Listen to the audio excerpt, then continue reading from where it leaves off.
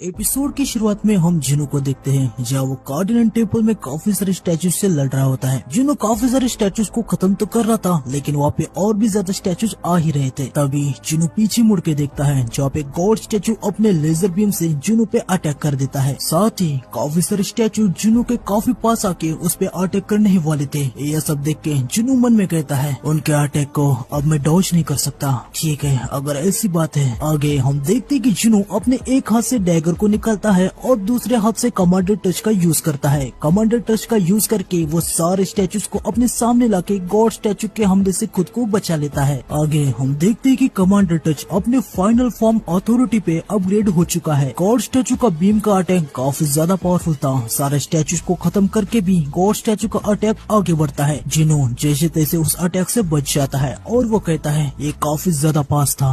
अगर ये मुझे डायरेक्ट हिट लग जाता तो मैं इस लेवल पे होके भी मर जाता। मुझे उससे छुटकारा पाना ही होगा। आगे जिनो अपनी स्पीड स्किल का यूज करता है और काफी तेजी से गॉड स्टैचू की तरफ जाने लगता है। गॉड स्टैचू अपने पैर से जिनो को कुचलने की कोशिश करता है, पर जिनो उससे बच जाता है और सीधा गॉड स्टैचू की तरफ जंप लगाता है। गॉड स्टैचू फिर से अपने लेजर बीम का अटैक तैयार करने लगता है। जिनो मन में कहता है एक और लेजर बीम, अगर मैं अपने स्पीड और कमांडर अथॉरिटी स्किल को एक साथ कंबाइन करूंगा तो मैं सीधा उसके ब्लाइंड स्पॉट पे अटैक कर सकता हूँ। जिनो कमांडर अथॉरिटी का यूज करता है और गॉड स्टैचू के कंधे पे अटैक कर देता है, जिससे गॉड स्टैचू का लेजर बीम की दिशा चेंज हो जाती है। ये देख के जिनो भी काफी ज्यादा हैरान हो जाता है। वो मन में कहता है ग्रेविटी फुल, ये तो काफी ज्यादा स्ट्रॉन्ग है। मैंने अपने पावर को बस थोड़ा सा ही यूज किया, फिर भी ये इतने बड़े टारगेट पे वर्क कर गया। इस अपग्रेड ने काफी बड़ा फर्क बनाया है। आगे जिनो मल्टीलेशन का यूज करके गॉड स्टैचू के चेहरे पे हमला कर देता है, पर इससे गॉड स्टैचू को कोई भी फर्क नहीं पड़ता। वो हंसने लगता है। उसको ऐसा देख के जिनो अपने मन कहता है ये डीमन किंग का ड्रैगर नॉर्मली किसी भी चीज को काट डाल सकता है, पर इस टाइम ये बस स्क्रैच कर पाया।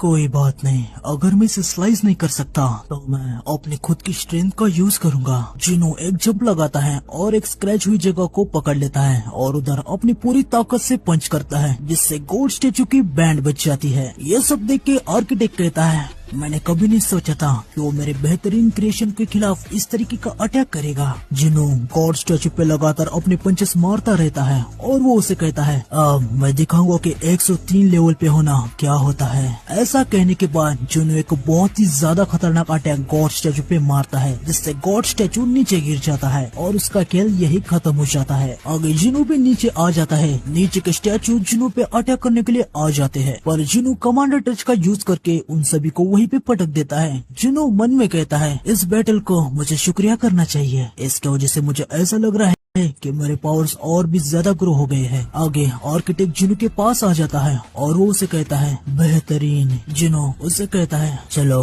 अभी तुम्हें तुम्हारा वादा निभाना चाहिए, पर आर्किटेक्ट हंसने लगता है और वो उसे कहता है टेस्ट अभी खत्म नहीं हुई, तुम नहीं देख रहे क्या मैं अभी भी यही हूँ। जिनो के सामने सिस्टम एक मैसेज देता है और वो उसे कहता है एक अर्जेंट क्वेस्ट आ गया है। ये देख के जिनो थोड़ा सा हैरान सा हो जाता है। आर्किटेक्ट जिनो से कहता है मैं तुम्हारा आखिरी टेस्ट हो। सिस्टम जिनो को और एक मैसेज देता है और उसे कहता है दिए गए समय के अंदर तुमने अगर एनिमी को नहीं हराया तो तुम्हारा दिल धड़कना बंद हो जाएगा। हम देखते हैं कि जिनो को बस 10 मिनट के अंदर ही आर्किटेक्ट को हराना है। जिनो उसे कहता है आखिर तुम हो कौन। हम देखते हैं कि टाइम शुरू भी हो जाता है। आर्किटेक्ट जिनो से कहता है मैंने तुम्हें कहा ना ये एक बेकार सा सवाल है, तुम जानना चाहते हो कि मैं कौन हूँ। आगे हम देखते हैं कि आर्किटेक्ट अपना असली चेहरा जिनो को दिखाने जा रहा था। वो जिनो से कहता है मैं इस सिस्टम का आर्किटेक्ट हूँ, क्या अब तुम मेरे इस जवाब से संतुष्ट हो गए। आगे हमें डंजन के बाहर का सीन दिखाते हैं जहाँ पे जिंजुल आ गया था। वो लेडी जिंजुल से कहती है सभी सर्विलेंस टीम यहाँ पे मेरे साथ आई है। हम देखते हैं कि जिनो अपने साथ काफी ज्यादा एलाइट हंटर्स को भी लेके आया था। जिंजुल मन में कहता है मैंने जैसे तैसे शॉर्ट नोटिस से 7 इलाइट हंटर जो एसोसिएशन में अवेलेबल थे उनको साथ लाया है, लेकिन मैं जानता हूँ कि ये सभी संग जिनों की हेल्प करने के लिए काफी नहीं है। मैं बस पूरी सी बुरी स्थिति के लिए तैयारी कर रहा हूँ। जिंचुल गेट के अंदर जाने लगता है, लेकिन तभी अचानक से वो रुक जाता है। ये देख के पीछे के हंटर उसे कहने लगते हैं सर क्या हुआ। तभी हम देखते हैं कि जिंचुल को डर के मारे पसीने आने लगते हैं। वो पहले मन में कहता है ये क्या हो रहा है, फिर वो अपने हंटर से कहने लगता है क्या कोई और है जो ये सब कर रहा है। आगे हम देखते हैं कि वहाँ पे काफी ज्यादा खतरनाक क्रिएचर जिंचुल को अंदर जाने से रोक रहा था। जिंचुल कहता है खतरनाक माना ये कहाँ से आ रहा है? मैं बहुत ही ज्यादा डरावने माना के तूफान को महसूस कर पा रहा हूँ। जिनचुल थोड़ा सा गेट से पीछे आ जाता है और वो अपने हंटर साथियों से कहता है, क्या हमारे आसपास कोई मेजर गिल्ड है? एक हंटर कहता है, हाँ सर, हंटर गिल्ड यहाँ रेड मारने के लिए तैयार थे। जिनचुल उससे पूछता है, उनके 2 यस रैंक हंटर वो भी है? दूसरा हंटर कहता है, हाँ, मिस्टर चोई और मिस चा ये दोनों ही इस रेड में पार्टिसिपेट करने के लिए तैयार थे। जिनचुल इनसे कहता है, हंटर गिल्ड के साथ एक इमरजेंसी रिक्वेस्ट रखो, उन्हें कहो कि हमें उनकी अभी बहुत ही ज्यादा जरूरत है। आगे जिनचुल अपने मन में कहता है, जिनू आखिरकार तुम कर क्या रहे हो? आगे हमें कार्डिनल टेम्पल में दिखाते हैं जहाँ आर्किटेक्ट अपने 6 हाथों को निकालता है और काफी तेजी से जिनू पे अटैक कर देता है। जिनू भी ये देख के काफी ज्यादा हैरान हो जाता है। वो अपने हाथ से आर्किटेक्ट के हमले को रोक तो देता है, लेकिन आर्किटेक्ट अपने दूसरे हाथों से जिनू के पेट पे काफी जोरदार वार कर देता है। इससे जिनू काफी दूर पीछे की एक दीवार से टकरा जाता है और उसे काफी ज्यादा दर्द भी होने लगता है। उसके मुंह से थोड़ा सा खून निकलने लगता है। आर्किटेक्ट तुरंत अपना दूसरा अटैक जुनू पे करने के लिए आ जाता है, लेकिन जुनू इस बार उसके अटैक को डॉज कर लेता है। उसके बाद आर्किटेक्ट अपने दोनों हाथों से जुनू को जकड़ने की कोशिश करता है, पर जुनू अपने दोनों हाथों से उसके हाथों को पकड़ लेता है और बच जाता है। आर्किटेक्ट अपने हाथों से और भी फोर्स लगा के जुनू को कुचलने की कोशिश करता है, पर अपना जुनू भी कहाँ हार मानने वाला था। वो भी अपनी पूरी ताकत लगा देता है और आर्किटेक्ट की जकड़ से बच जाता है। ये देखिए, आर्किटेक्ट कहता है, बहुत अच्छे, मैं तुमसे काफी ज्यादा इम्प्रेस हो गया, तुम मेरे एक्सपेक्टेशन से भी ज्यादा आगे निकले। आगे आर्किटेक्ट जुनू के मुंह पे पंच करता है, जिससे जुनू के मुंह से और भी ज्यादा खून निकलने लगता है, पर जुनू तुरंत आर्किटेक्ट के मुंह पे भी पंच कर देता है, जिससे आर्किटेक्ट भी काफी ज्यादा पीछे हो जाता है। आर्किटेक्ट कहता है, किसे पता था मुझे एक ह्यूमन से फाइट करने में इतना मजा आएगा। मुझे अपने पूरे जिंदगी के सालों में ऐसा एक बार भी नहीं लगा कि एक ह्यूमन एक वर्दी ओपोनेंट होगा। ये कितनी मजा की बात है। आगे हम जिनू को देखते हैं, उसके सर से खून निकल रहा होता है। वो अपने मन में कहता है, जैसे ही मैं 101 लेवल पे पहुंचा, इस बंदे ने मुझे यहाँ जितना जल्दी हो सके उतना जल्दी बुलाया। ये पक्का ऐसा सोच रहा है कि मैं उसके सामने कुछ भी नहीं हूँ, पर मैं ये कर सकता हूँ। जिनू आर्किटेक्ट से कहता है, आर्किटेक्ट, मुझे तुमसे और भी बहुत कुछ पूछना बाकी है। तुमने यह सिस्टम क्यों बनाया?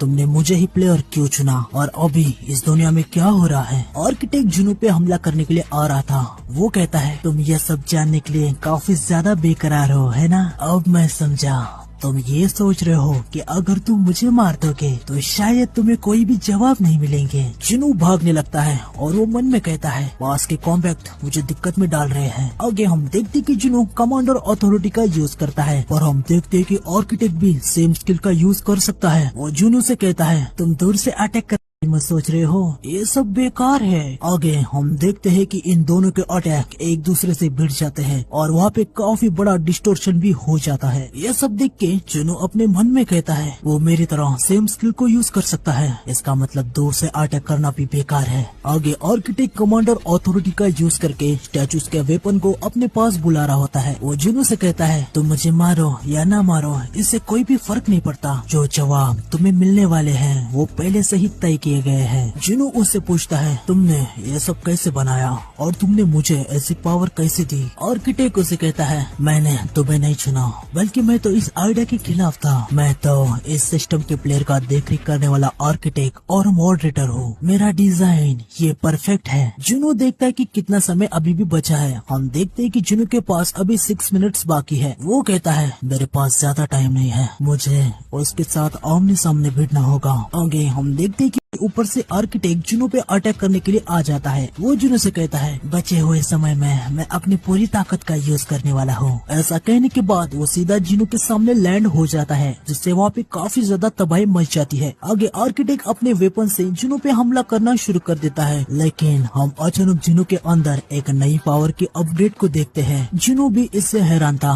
वो कहता है, ये क्या हो रहा है? मेरे सारे सेंसेस बहुत ही ज्यादा शार्प होने लगे हैं, मैं ये कर सकता हूँ। Long sword, spear, blade, axe, hammer. मैं उसके सारे मूवमेंट को सेंस कर पा रहा हूँ। आगे हम देखते हैं कि जुनू आर्किटेक्ट के हर वेपन के हमले को बहुत ही आसानी से डॉज कर देता है। इसके साथ ही जुनू उसके एक हाथ को काट डालता है। इससे आर्किटेक्ट बहुत ही ज्यादा हैरान हो जाता है। वो मन में कहता है, मैं तो अपनी पूरी ताकत लगा रहा हूँ, फिर भी वो मेरे सारे अटैक को ऐसे ब्लॉक कैसे कर पा रहा है, और साथ ही बाद में वो मुझ पे अटैक भी कर रहा है। वो तो काफी ज्यादा तेज भी हो गया है। हम देखते कि जुनू आर्किटेक्ट के काफी सारे हाथ को काट डालता है। इससे आर्किटेक्ट को दर्द भी होने लगता है। आर्किटेक्ट कहता है, मैं एक फेक बॉडी के अंदर हूँ, फिर भी मुझे यकीन नहीं हो रहा कि वो मुझे इतना दर्द पहुंचा पा रहा है। अब मैं समझा, शायद इसलिए तुम्हें चुना गया है। ये तो बस हल्की सी झलक है, लेकिन वो मिल चुका है। आर्किटेक्ट ये किसकी बात कर रहा है, ये आगे हमें पता चल जाएगा।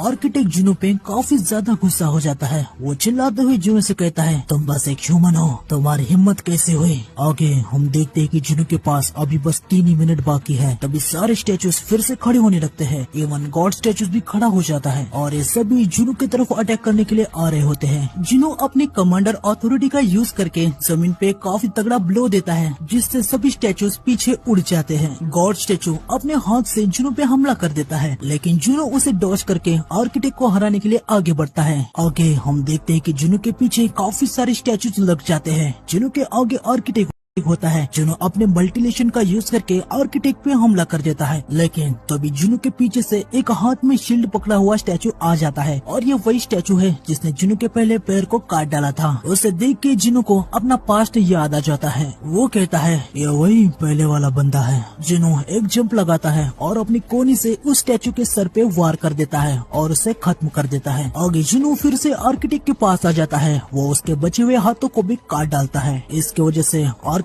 की हालत काफी ज्यादा खराब हो जाती है। फिर जुनू वहाँ पे काफी तगड़ा अटैक कर देता है, जिससे वहाँ पे काफी ज्यादा बड़ा एक्सप्लोजन हो जाता है। अब बस 2 ही मिनट रह गए थे। जुनू आर्किटेक्ट के गले पे अपना डैगर लगा देता है। आर्किटेक्ट भी अपनी हार को स्वीकार करता है। वो जुनू से कहता है, मैं अपनी हार मानता हूँ, ये टेस्ट अभी यही खत्म होता है। जो जवाब तुम्हें चाहिए वो तुम्हारे अंदर ही है। ये सुन के जुनू थोड़ा सा हैरान तो हो जाता है और वो कहता है, मेरे अंदर। तभी जुनू के सामने एक मैसेज आता है जिसमें लिखा था, जो डाटा तुम्हारे मेमोरी में स्टोर था वो वापस आ गया है, क्या तुम इसे एक्सेप्ट करोगे। आर्किटेक्ट जुनू से कहता है, आगे ये तुम्हारी चॉइस होगी। पहले जुनू थोड़ा सा सोचता है और आगे वो उसे एक्सेप्ट कर लेता है। आगे हम देखते हैं कि वह अचानक से काफी ज्यादा रोशनी होने लगती है। सिस्टम कहता है, डाटा सक्सेसफुली वापस आ गया है। आगे हम देखते हैं कि जुनू की कॉन्शियसनेस एक अलग ही दुनिया में आ जाती है। जुनू नीचे देखता है, वहाँ पे काफी सारे मैजिक बीस्ट होते हैं। उन्हें देख के वो काफी ज्यादा हैरान हो जाता है। तभी अचानक से सारे बीस्ट ऊपर देखने लगते हैं। ये देख के जुनू भी ऊपर देखता है। वो कहता है,